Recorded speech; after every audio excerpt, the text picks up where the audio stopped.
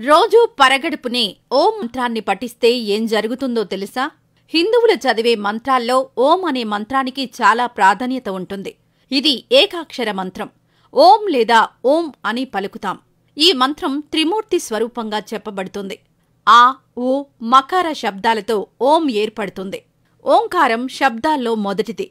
హిందూ మతానికి కేంద్ర బిందువు. దీన్ని పరమాత్మకు ప్రతీక అని చెబుతారు.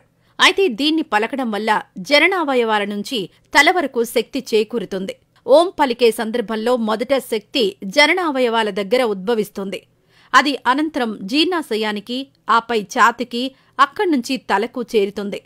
దీంతో అనేక లాభాలు కలుగుతాయి. ఓం అనే మంత్రాన్ని రోజూ పఠించటం వల్ల ఎలాంటి ప్రయోజనాలు కలుగుతాయో ఇప్పుడు తెలుసుకుందాం.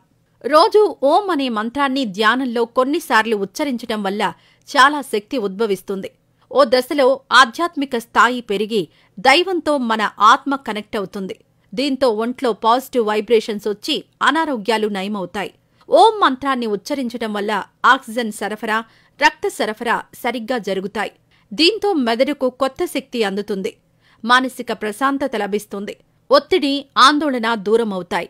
డిప్రెషన్లో ఉన్నవారు నిత్యం ఓం మంత్రాన్ని చదివితే ఫలితం ఉంటుంది. కొత్త శక్తి, ఉత్సాహం వస్తాయి. చురుగ్గా మళ్లీ ఎప్పటిలా పనిచేసుకోగలుగుతారు. మెదడుకు శక్తి ఎక్కువగా అందడం వల్ల జ్ఞాపక శక్తి పెరుగుతుంది. ఆలోచన శక్తి పెరుగుతుంది. కొత్త ఆవిష్కరణలు చేయగలుగుతారు. చురుగ్గా ఆలోచించగలుగుతారు. ఏకాగ్రత పెరుగుతుంది. ఏదైనా అంశంపై దృష్టి సారిస్తే ధ్యాస తప్పకుండా ఉంటుంది. చదువుల్లో చక్కగా రాణించవచ్చు. విద్యార్థులకు బాగా మేలు జరుగుతుంది. ఓం మంత్రాన్ని రోజూ ఉచ్చరించడం వల్ల శరీరం, మనస్సు అన్నీ మన కంట్రోల్లోకొస్తాయి. అనవసరపు ఆలోచనలు రావు. శరీరంలో ఉన్న విష పదార్థాలు బయటకు వెళ్లిపోతాయి. శరీరం అంతర్గతంగా శుభ్రమవుతుంది. చర్మం కాంతివంతంగా మారుతుంది. ఓం మంత్రాన్ని మనం ఓం అక్షరంతో రాస్తాం కదా. అయితే ఈ అక్షరం వినాయకుడిని పోలి ఉంటుంది. అక్షరం పైభాగం వినాయకుడి తలను, మధ్య భాగం తొండాన్ని, కింది భాగం వినాయకుడి పొట్టను సూచిస్తాయి. దీంతో ఓంను ఉచ్చరించడం వల్ల ఆయన్ను పూజించినట్టు కూడా అవుతుంది. ఇలా చేయడం వల్ల వినాయకుడి అనుగ్రహం కూడా లభిస్తుంది. స్వరపేటిక సమస్య ఉన్నవారు ఓం మంత్రాన్ని పఠించాలి. ఆ సమస్య పోతుంది. మృదువైన కంఠ స్వరం వస్తుంది.